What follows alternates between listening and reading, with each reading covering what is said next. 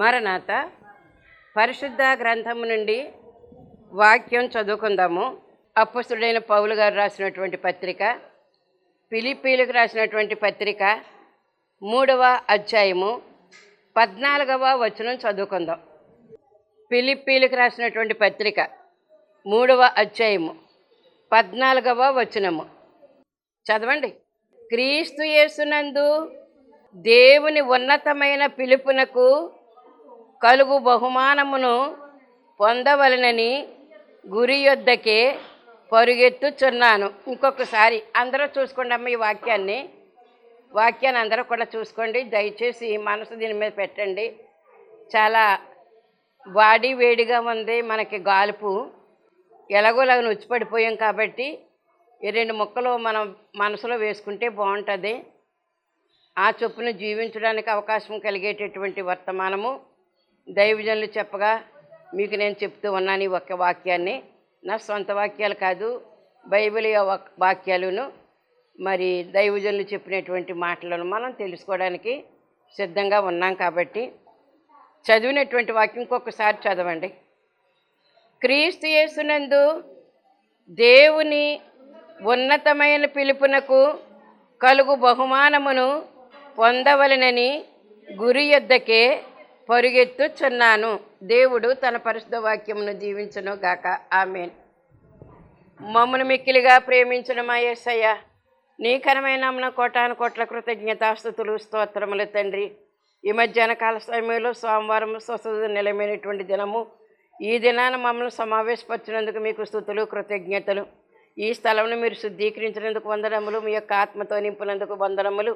నీ శక్తితో నీ ప్రభావంతో నింపినందుకు వందనములు. స్థలమును మాత్రమే కాదు, కూడి వచ్చినటువంటి మమ్మల్ని కూడా నీ యొక్క ప్రభావంతో నింపినందుకు నీకు వందనాలు చెల్లిస్తూ ఉన్నాము. మీ పునరుద్ధాన బలము, పునరుద్ధాన జయము, పునరుద్ధాన శక్తి మాకు ఇచ్చినందుకు నీకు వందనాలు చెల్లిస్తూ ఉన్నాను తండ్రి. దూర ప్రదేశాల నుంచి ఎండనక కొండనక ఆరోగ్యం బాగున్నా బాగోకపోయినా నీ సన్నిధికి రావాలనే తలంపుతో వచ్చినటువంటి బిడ్డలమైనటువంటి మమ్మల్ని అందరినీ కూడా నీ చేతులకు అప్పగించుకుంటున్నాను తండ్రి. స్తోత్రములు. స్థలం మీద వాక్యం మీద నాయన మీరు మా వారై ఉన్నారు, మేము మీ వారమై ఉన్నాం కనుక నా తండ్రి నేను చదవనటువంటి వాక్యం నుండి వర్తమానం మాకు అందించమని, విను బుద్ధిని గ్రహించు శక్తిని ప్రసాదించమని మాతో ఉండి నడిపిస్తూ ఉన్న యేసు అతి పరిశుద్ధ నామమున మిక్కిలి వినముతో బ్రతిమలాడి వేడుకొనుచున్నాను పరమ తండ్రి. ఆమేన్.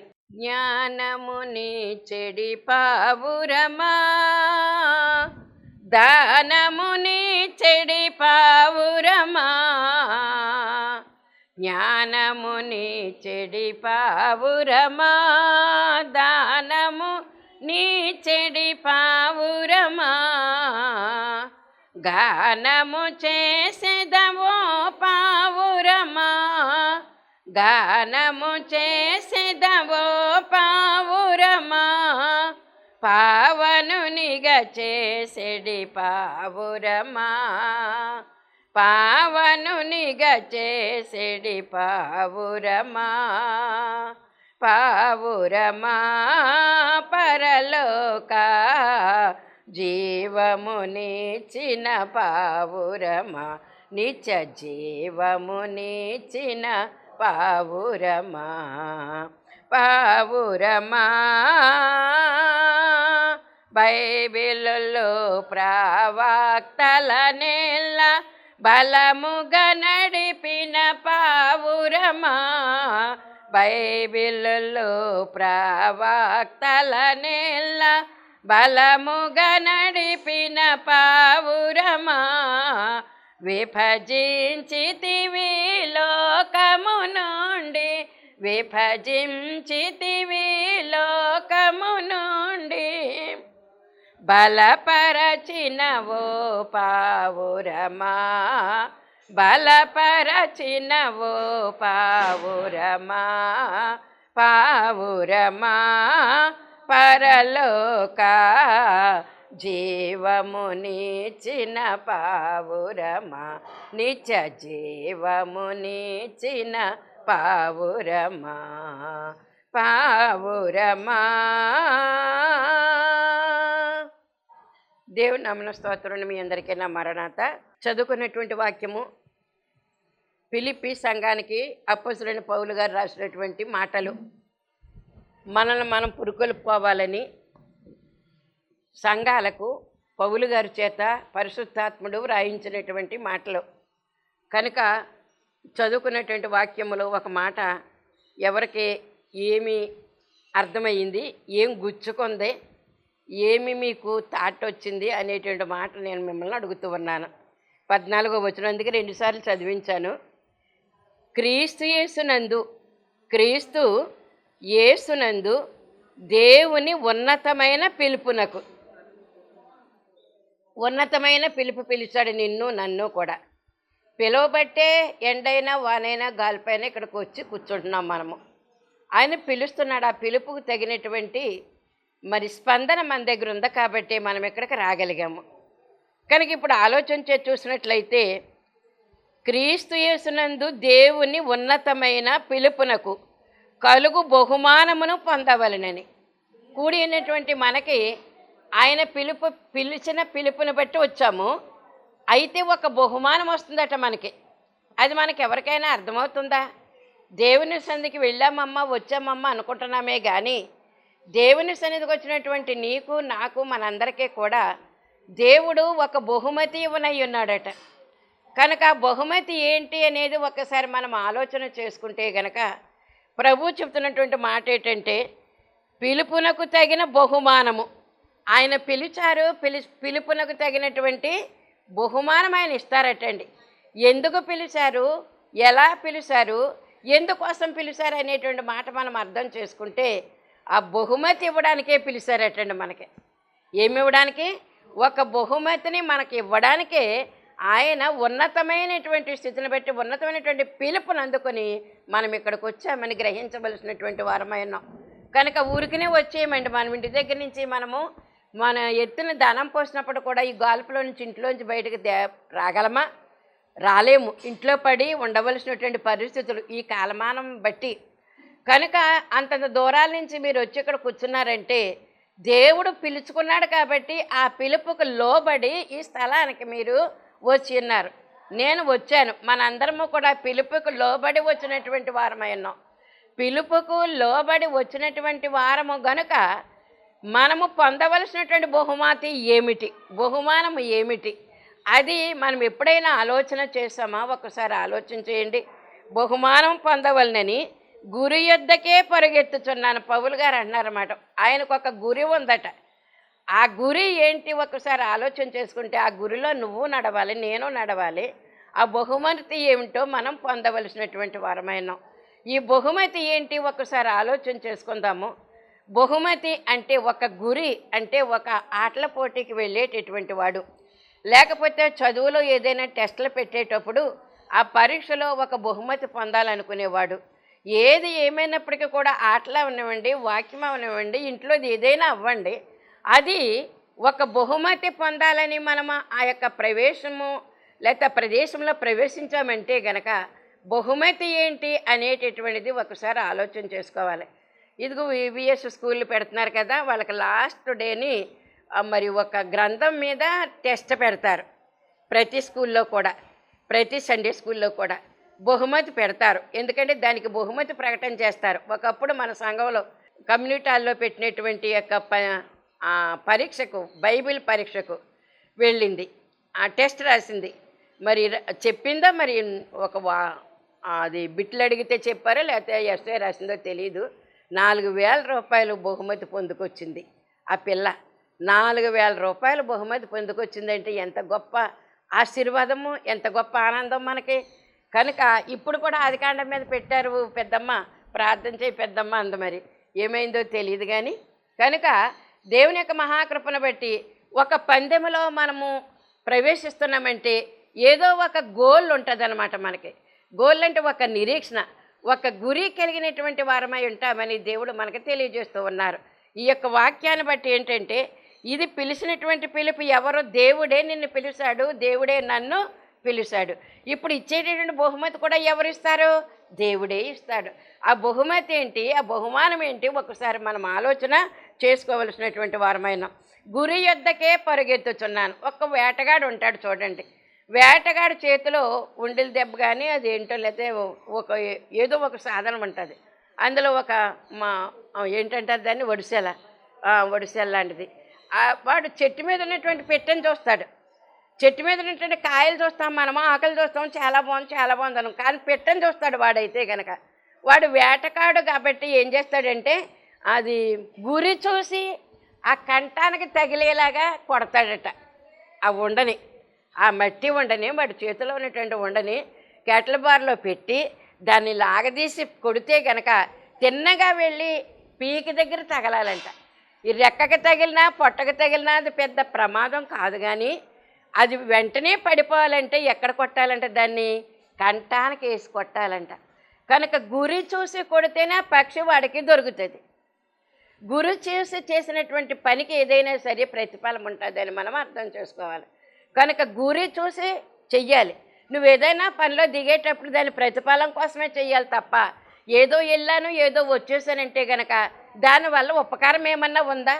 ఉపకారం ఏమన్నా ఉందా? ఒకసారి అక్కడికి వెళ్ళి ఏదైనా చూసి వద్దామని అనుకుంటాం కనుక అక్కడికి వెళ్ళిన తర్వాత మనకి ఏమి పొందుకోవలసి ఉన్నదో, వాళ్ళు అక్కడ ఏం చెప్తున్నారో ఆ పనిలో మనం ఏ విధంగా ఇన్వాల్వ్ అవ్వాలి అనేటువంటి ఆలోచనతోటే మనం ఆ పందిరంగంలో దిగవలసినటువంటి వారమైనాం.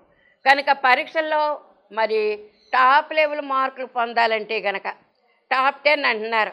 కనుక అంటే 100కి 99, 98 అలాగా ర్యాంక్ 1, ర్యాంక్ 2, ర్యాంక్ 2 అని ఓటీవీలో మూత పెట్టించేస్తారు. ఇప్పుడు రిజల్ట్స్ వచ్చేటటువంటి సమయాలు ఇప్పుడు మనకి. కనుక పిల్లలు రాసినటువంటి పరీక్షలకు తగినటువంటి రిజల్ట్ పొందడానికి అందుకే గోల్ సంపాదించాలి. ఐఏఎస్ పరీక్షలు రాస్తున్నారు, ఐపీఎస్ పరీక్షలు రాస్తున్నారు. ఈ రాసినటువంటి పరీక్షలు ఒక జాబ్ కొట్టాలని, ఆ జాబ్ కొట్టాలని వాళ్ళు ఏం చేస్తారో తెలుసా?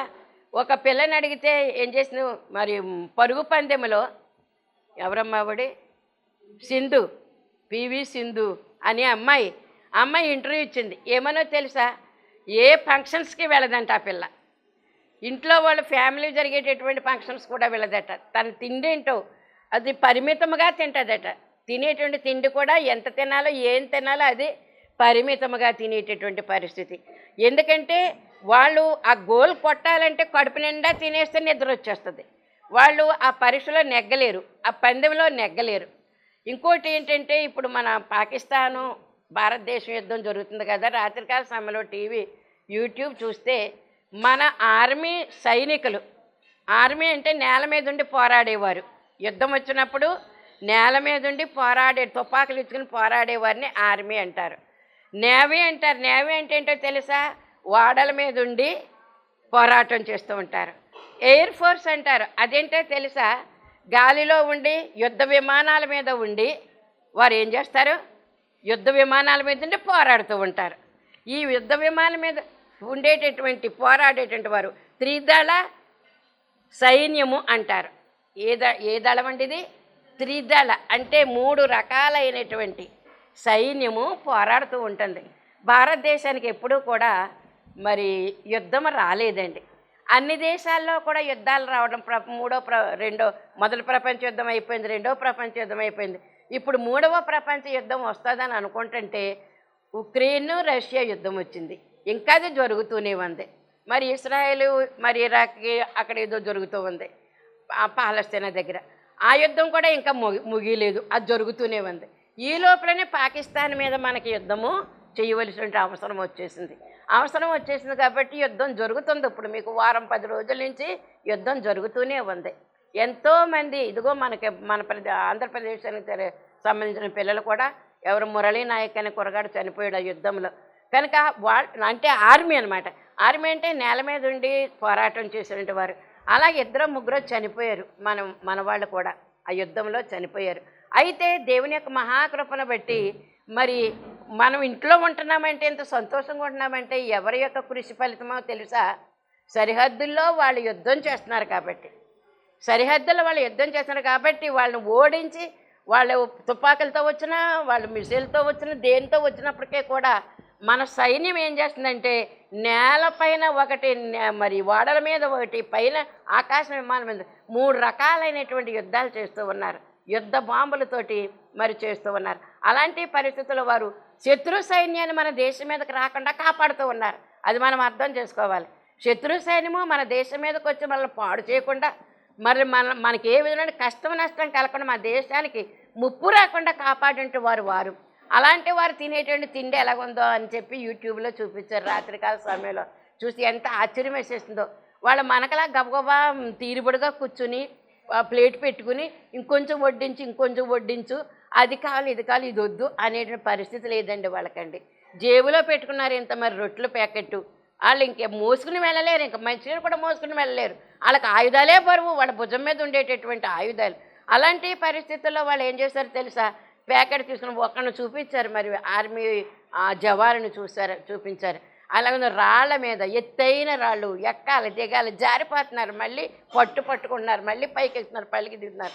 అలా దిగేటి యుద్ధంలో మరి శత్రు సమూహములు పంపించేటటువంటి ఆ యొక్క బాణాలను తిప్పి కొట్టడానికి వీరు చేసే పరిస్థితి. కనుక వారు యుద్ధం ముగిసే వరకు కూడా వారి డ్యూటీలు వారికి ప్రభుత్వం నిర్ణయిస్తుంది అన్నమాట. నిర్ణయిస్తే ఆ నిర్ణయించినటువంటి నిర్ణయం ప్రకారంగా వారు అక్కడ పోరాడవలసిందే. ఆ పోరాటం ఆగేంత వరకు కూడా వారు ప్రయత్నం చేస్తూ ఉండాలి, పోరాడుతూనే ఉండాలి. అలాంటి పరిస్థితుల్లో ఇంత ప్యాకెట్ జేబులను తీసుకున్నాడో ఒక సరైనటువంటి చోటు కాదు. ఇంత పెద్ద రాయి ఉండదు, చిన్న రాయి ఉంది, పెద్ద పెద్ద గుట్టలు, రాళ్ళ గుట్టలు. ఆ టైంకి అది తినాలి. శత్రువులు చూసుకున్నాడు, ఓ పక్క నుంచి శత్రువులు చూసుకున్నాడు, ఏ పక్క నుంచి ఏది వస్తుందో చూసుకుంటున్నాడు. పొట్లం తీసి అక్కడ పెట్టాడు. ఒక రాయి తీసుకున్నాడు, అక్కడ ఉన్నటువంటి రాయే చేతులు బూడిది, రాయి బూడిది, ఇలా తుడిసేసుకున్నాడు. ఆ పొట్లం తీసి అక్కడ పెట్టుకున్నాడు. ఇంత కప్పు ఏదో ఉంది, ఆ కప్పులో చిన్న రసంలాగా ఉంది. ఆ రసంలో ఈ రొట్టెలు తీసుకుని పెట్టుకున్నాడు. మంచినీళ్ళు తాగుతున్నాడు తెలుసా, మంచినీళ్ళు పట్టుకెళ్ళడానికి కూడా వాళ్ళకి బరువు భారము, ఏ సీసాలు మోసుకెళ్ళలేరు. అప్పుడు ఇంత అక్కడే ఉన్నటువంటి ఒక గుడ్డ పీలుకో మరి ఒక కవరో తీశాడు. ఆ కవరో తెల్లి బూడిద నుంచి తీసుకుని దాన్ని ఇలా దులిపేసి ఒక మరి నీరు రాయి ఎక్కడి నుంచి వస్తుందో తెలీదు, ఆ రాళ్ళ మీద ఒకసారి పెట్టాడు. దాన్ని పెట్టి ఓ రొట్టెకొసంత తిని 2-3 ముక్కలు తిని ఆ తర్వాత దీన్ని ఏం చేస్తున్నాడో తెలుసా, అప్పటికి నీటితోటి నిండుతుంది ఆ గుడ్డ లేకపోతే కవరో. దాన్ని ఎలా తీసుకుని పిండుకుంటున్నాడు ఇలా నోట్లోని. ఎన్ని నీళ్లు పాడబోసేస్తున్నామండి మనకు అసలు ఎంత మరి విచ్చలవిడైనటువంటి నీరు. అందుకే నీటికి కూడా సమాధానం చెప్పాలంట మనము. దేవుడు తీర్పు తీరుస్తాడంట. నీకు విచ్చలవిడిగా దొరికింది కాబట్టి. కొండల్లో ఉన్న వాళ్ళకి నీళ్ళు లేవు, ఇప్పుడు ఇలా యుద్ధం చేసే వాళ్ళకి మంచులు కావాలంటే నీళ్ళు లేవు వాళ్ళ దగ్గర. ఆ నీళ్ళు లేనిటువంటి పరిస్థితుల్లో అక్కడికక్కడ ఎక్కడో రాయి కొంచెం చెమురుస్తూ ఉంటుందట. ఆ చెమురుస్తూ ఉండేటటువంటి పాయింట్లోనే వాళ్ళు అక్కడ కూర్చొని తింటారట. ఈ కవర్ పట్టుకెళ్ళి లేకపోతే ఆ గుడ్డ మొక్క పట్టుకెళ్ళి దాన్ని పెట్టి ఆ నీటిని పీల్చుకున్న తర్వాత ఆ గుడ్డ అది ఇలా పిండుకుంటున్నాడు. అతను 2 ముక్కలు తింటున్నాడు, ఆ నీళ్ళు ఇలా పిండుకుంటున్నాడు. అలా తాగి వాళ్ళ జీవన విధానము అక్కడ వాళ్ళు ఉండి రక్షిస్తున్నారు. కాబట్టి ఈ రోజున మనం ఇక్కడ తీరుబడిగా కూర్చుని కాస్తంత తినగలుగుతున్నాము, బ్రతకగలుగుతున్నాము, ఊపిరి పీల్చుకోగలుగుతున్నాం. కనుక వారు సైనికులు దేశం కొరకు పోరాడుతున్నారు. అందుకే దేవదాసయ్య గారు చెప్పారు, నీ పిల్లల్లో ఒక బిడ్డనైనా సరే దేశ సేవకైనా పంపించు, దేవుని సేవకైనా పంపించు అన్నారు. మన పిల్లల్లో ఎప్పుడు కూడా దేవుని సేవ నిమిత్తము మన పిల్లల్ని పంపించడానికి ప్రయత్నం చేస్తూ ఉండాలట. ఒక గురి కలిగినటువంటి వారమే. ఎలా తెలుసా, మోషే తల్లిగారు ఎవరో చెప్పండి, యోకెబేదు. ఈ మోషే తల్లిగారు ఆ పిల్లోడిని 3 నెలలు ఎవరికంటికి కూడా కనబడకుండా పెంచింది. ఎందుకంటే 2 సంవత్సరాల పిల్లల్ని ఏం చేస్తున్నాడేమంటే ఫరో చంపించేస్తున్నాడు. రక్త చరిత్ర, చిన్న పిల్లల్ని చంపించేస్తూ ఉన్నాడు. కనుక అటువంటి పరిస్థితుల్లో ఆ పిల్లోని దాచుకోగలిగింది. అందుకే నిన్నేనా 8వ తారీఖు 2వ ఆదివారం ఏంటండి ఇది, నిన్న 2వ ఆదివారం, మే నెలలో 2వ ఆదివారము మదర్స్ డే అంటారు. మదర్స్ డే అనే కదా నిన్న 3 తల్లికి కూడా మరి సన్మానం చేశారు. కనుక ప్రతి తల్లికి కూడా మదర్స్ డే మరి చెప్తారు, శుభాకాంక్షలు చెప్తారు చాలామంది. మరి ఇది కొన్ని సంవత్సరాల క్రితం పుట్టింది భారతదేశంలో ఈ యొక్క ఆచారము. తల్లిదండ్రులకు సంవత్సరం అంతా చూసినా చూడకపోయినా మదర్స్ డే 2 రోజులైనా సరే హ్యాపీ మదర్స్ డే మమ్మీ అని చెప్పేటటువంటి ఒక మాట అయినా సరే అనగలుగుతారు. అలా అనేటటువంటి బిడ్డలు కూడా చాలామంది లేరండి. ఎందుకంటే పిల్లల్ని పెంచేటటువంటి మరి ఒక క్రమము తల్లిదండ్రులకి ఉండాలి. ఆ తల్లిదండ్రులు చెప్పినటువంటి మాట వీళ్ళు వినాలి. అది ఒక గురి కలిగి, దేవుని దగ్గర గురి కలిగి ఉండాలి, తల్లిదండ్రుల దగ్గర గురి కలిగి ఉండాలి, పెద్దల దగ్గర గురి కలిగి ఉండాలి. గురి అంటే ఒక లక్ష్యం పెట్టుకోవాలి, ఒక ఎయిమ్ పెట్టుకోవాలి. గురి అంటే ఏంటనుకుంటున్నారు మీరు? ఒక లక్ష్యం పెట్టుకోవాలి, ఒక ఉద్దేశం. దాన్ని ఏమన్నారంటే ఒక ఉద్దేశం పెట్టుకోవాలన్నమాట, ఒక ఎయిము. కనుక ఎయిమ్ అంటే నేను పలానా చదవాలి. అందుకే ఎంత లేకపోయినా తల్లికి 5 పిల్లలు అట్లా, తండ్రి ఏమో తాగుబోతాయి పిల్లల్ని చూడలేదని అది కూడా టీవీలోనే చూపిస్తున్నాడు. కొన్ని కొన్ని విషయాలు మనం చూస్తుంటే కనుక ప్రపంచంలో జరుగుతున్నటువంటి విషయాలు మనకు అర్థమవుతూ ఉంటాయి. ఆ 5 ఆడపిల్లలు మరి ఏం చేస్తున్నారంటే వీళ్ళు లేదు అమ్మమ్మ పెంచుతుంది, మేనమామ పెంచుతున్నారు.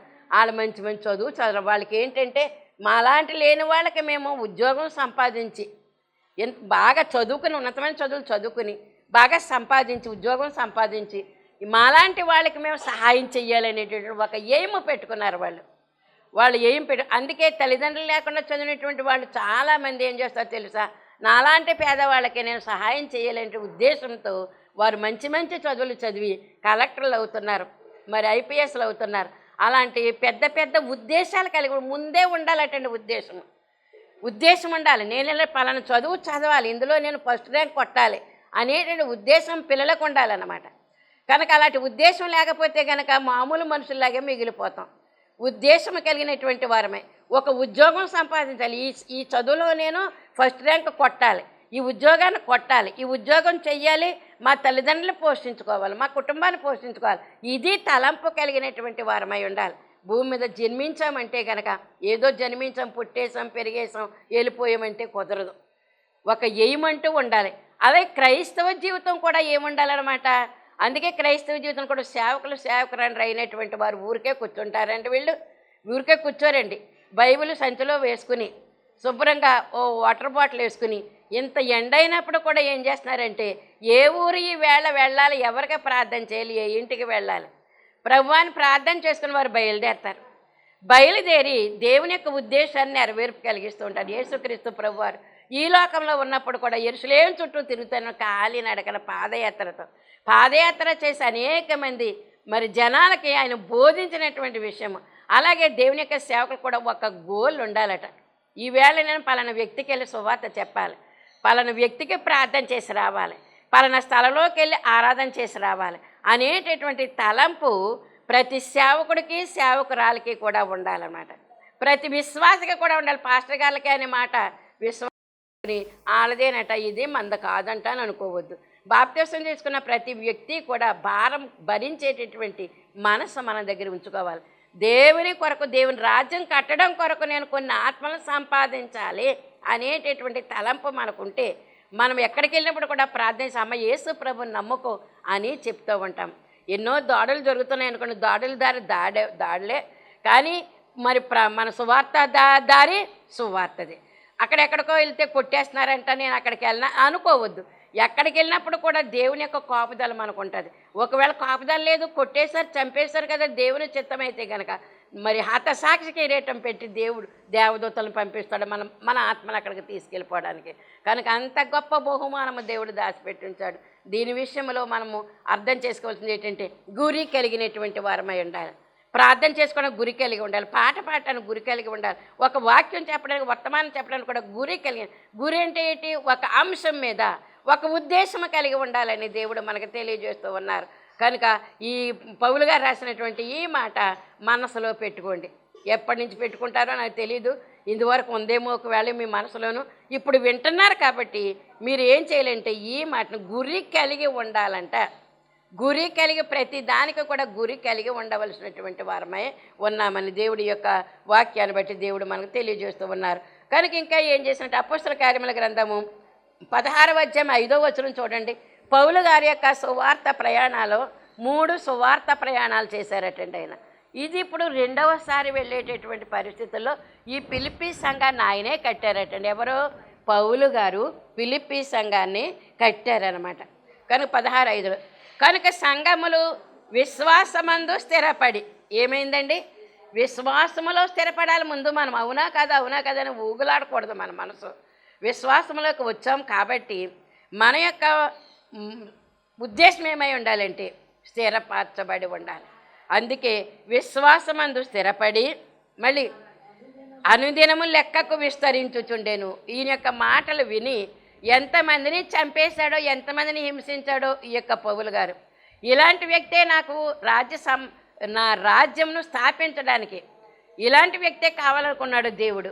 అందుకే అతనికి ప్రత్యక్షమయ్యాడు. దమస్కు వెళ్ళేటటువంటి దారిలో ఆయన ప్రత్యక్షమయ్యి అతను జవసత్వాలను కూడా ఊడిపోయేలాగా 3 రోజులు అన్నపానం పుచ్చుకోకుండా, కంటి పొరలు కూడా కనిపించకుండా అయిపోతే, గ్రుడ్డివాడు అయిపోతే ఈ లోకం యొక్క దృష్టి తీసేయడానికి గుడ్డివాడయ్యాడు అనే మాట మనం అర్థం చేసుకోవాలి. గుడ్డివాడు ఎందుకయ్యాడమ్మా? గుడ్డివాడు ఎందుకయ్యాడటండి?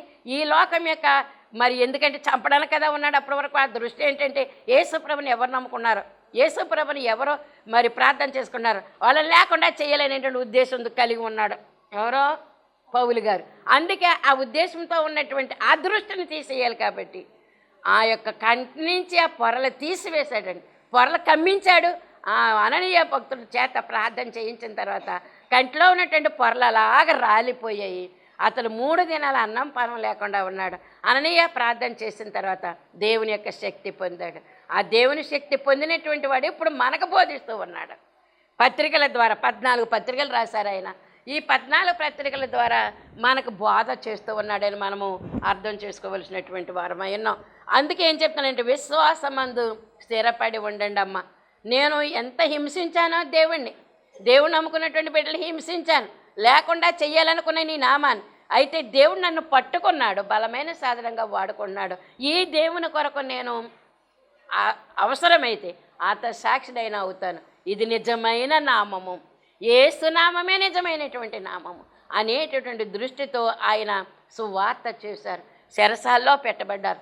ఈ పత్రిక రాసేసరికి కూడా చెరసాల్లోనే ఉన్నారటండి. ఈయన పత్రిక రాసేటందుకు చెరసాల కూడా ఏమాత్రం కూడా అడ్డు రాలేదట. నువ్వు ఎక్కడున్నా సరే ప్రార్థన చేసుకోవడానికి ఏమాత్రం కూడా అడ్డు రాదండి. ఎందుకో తెలుసా? ఆ అడ్డు ఎందుకు రావట్లేదు అనుకుంటున్నారు మీరు? నీ మనసు దేవుని మీద ఉంది కాబట్టి. ఎలాగోలాగానే నువ్వు సమకూర్చుకున్నావు సమయాన్ని, ఎలాగోలాగా సమకూర్చుకుని దేవుని సన్నిధిలో ప్రార్థన చేయాలనుకున్నావు. ఎలాగోలాగానే వెళ్ళాలి, అక్కడికి వెళ్ళి నేను ప్రార్థన చేసుకోవాలి, అక్కడికి వెళ్ళి వాక్యము నేను అందించి రావాలి, అక్కడికి వెళ్ళి వాళ్ళకి సువార్త ప్రకటన చేసి రావాలి అనే గురి నువ్వు పెట్టుకున్నావు. కాబట్టి ఎన్ని అడ్డులు వచ్చినప్పటికీ కూడా మనము ముందుకు సాగుతాం తప్ప వెనక పోయేటువంటి వాళ్ళము కాదు. అందుకే మరి నేను 12 సంవత్సరాలు కూడా జాబ్ చేసుకుంటూ కూడా సువార్త సేవకు తిరిగానన్న సంగతి మీకు అందరికీ తెలుసు. ఆరాధనకి వెళ్ళేదాన్ని అన్న సంగతి నీకు తెలుసు. ఆరాధనకి వెళ్ళేటప్పుడు ఓర్ను వర్షం వచ్చేసినప్పుడు కూడా మా అంటానికి వీల్లేదు. ప్రార్థన గురి కలిగినటువంటి వారి కార్యము కనుక కార్యము చెక్కబడినటువంటి వారమై నా తండ్రి నీ చేతిలో చెక్కబడినటువంటి వారమై ఈ కార్యాలను కూడా చేసి నీ రాజ్య స్థాపన కొరకు రాజ్య వృద్ధి కొరకు ప్రయాసపడటానికి అవకాశం కలిగించమని అతి శీఘ్ర కాలంలో పెండ్లి కుమారుడుగా మా కొరకు రానయ్యున్న పునరుద్ధానుడైన యేసు ప్రభావముతో అడుగుచున్నాము తండ్రి. ఆమేన్. మరణాత.